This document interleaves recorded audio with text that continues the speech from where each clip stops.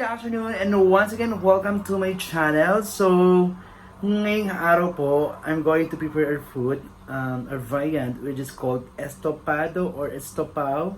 It's just like,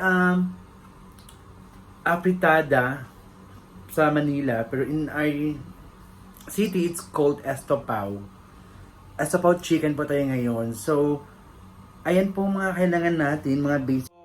Siyempre, andun si magic syrup, si Maggi cubes, chicken. So, we have onion, garlic, carrots, potato, tomato sauce, and the chicken. So, dyan lang po kayo at so, hello, we're back. So, pagsasalagay po natin yung, iisa muna natin yung garlic. Out. Siyempre, iisa muna yung garlic. Aray! Oh my god. Takot sa kwan. Oh my god. After the garlic, we're going to put the onions. Oh my god.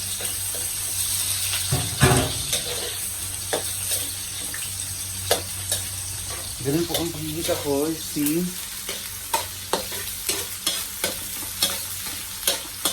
Igigisa muna natin yung onion with garlic. Then after it, we're going to put the chicken na po. So just savor. Wala akong kasama ngayon. Siyempre, I am using the apron para hindi tayo matalsikan. Kung may nag-translucent din yung color ng onion and garlic, then that's the time we're going to add the chicken.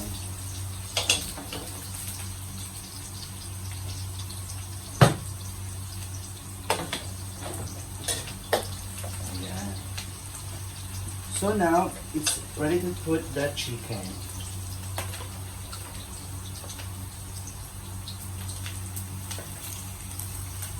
Kamay na natin kasi muna yung kamay natin. Ganun siya. Diba? Mayroon ko lang kasama.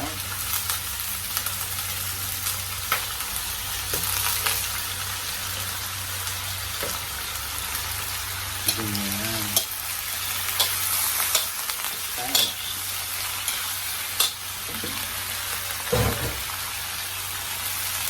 That's the way you do. Ganun lang, igigisa mo lang muna yung manok. Ganun lang po kasimple, diba? So after mo siyang halo-haloin with the onion and garlic, we're covering it for 3 to 5 minutes po para maluto naman talaga yung manok sa loob ng apoy. See how it goes?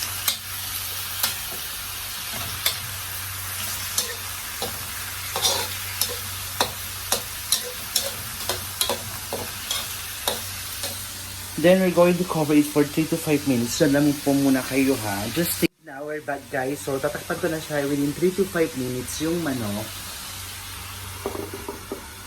Ayan. So we have to cover it for 3 to 5 minutes. We're back mga kaibigan. Ngayon we're going to check the chicken covered for 3 to 5 minutes. Ayan ang po yung kalapasan niya.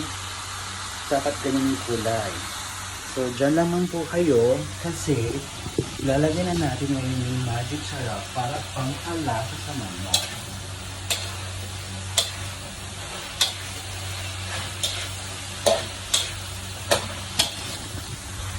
Diba? Ang hirap pag nagsiso lang. Ganyan yung dapat.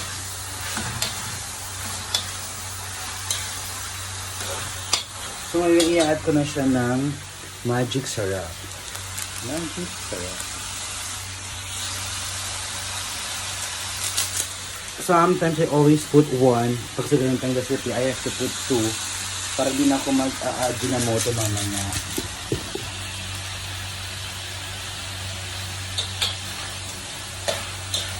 Ayan, titigla ko na siya. Ako lang muna makikita mo. Ayan na po, medyo dito na yung manok. So ngayon i-add natin itong magic cubes. The chicken nor cubes.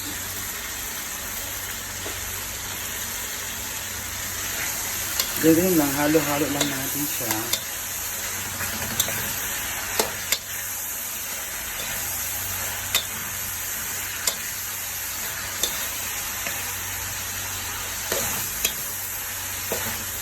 Then afterwards, we're going to close it again for 2 to 5 minutes.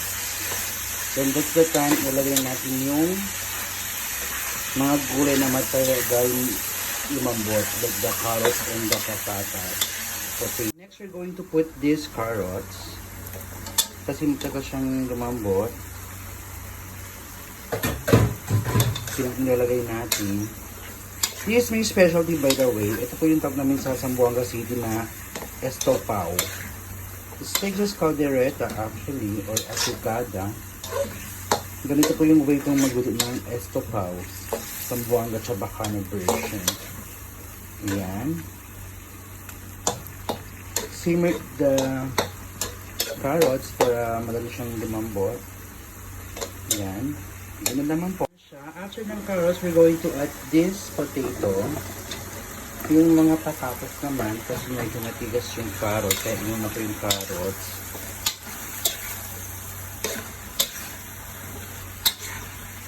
This is the estopao de Chabacano version, also known as caldereta. Ayun, halu-haluin na natin yung carrots ng may patatas na siya with the chicken. So we'll cover it again for another 3 to 5 minutes para lumambot po yung mga gulay. Yan po. Napakasimpleng paraan lang po pagluto. At nasa mood ako ngayon. Kaya for sure masarap. Okay, ano na po. Ang kalabasan niya. Nilagay ko na po siya ng pepper. Pamitang durog. Galing Cubao. So maya-maya po lang, we're going to add the tomato sauce. Yes, dapat naman siya para may ipaka-spicy siya. Dalagyan natin yung tomato sauce. Ayan. Tomato sauce with the tomato paste. Kaya magiging lapot-lapot siya. Ayan. Squeeze it and squeeze it para lahat lumabas. O, diba? Ayan. Tingnan lang po. Tapos halo lang po tayo ng halo. Ayan na siya. So, hinalo na natin na may kasamang tomato sauce and tomato paste.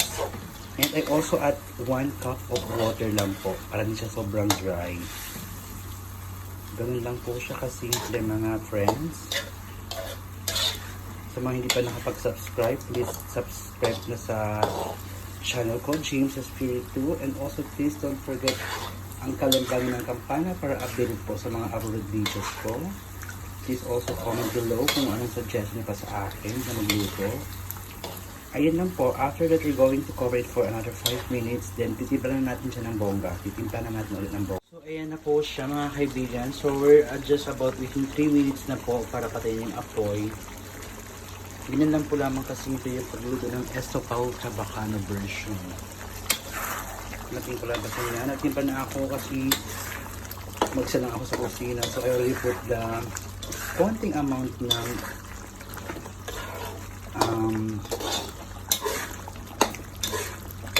asin. Then there is another secret for that. Hindi ko pwede i-share kasi ito pa yung specialty po sa lahat. So it's different taste and different style, different way of cooking. So it has a different taste. Ganito po lamang siya. So in 3 minutes matatapos na po tayo dito. Thank you so much. Ganyan lang po yung easy steps. Pagluto ng estopao Chabacano version. Hi, hello once again. Thank you so much for your time. Sana po panoorin niyo po yung luto kong estopao Chabacano version. At sana po, please don't forget to subscribe my channel, James Espiritu. Please also comment below for more suggestion anong food na niluto ko. Please subscribe, share, and like, as well as ring the bell for your updates sa mga upload mga videos. Thank you so much. Have a nice day and be kind to one another.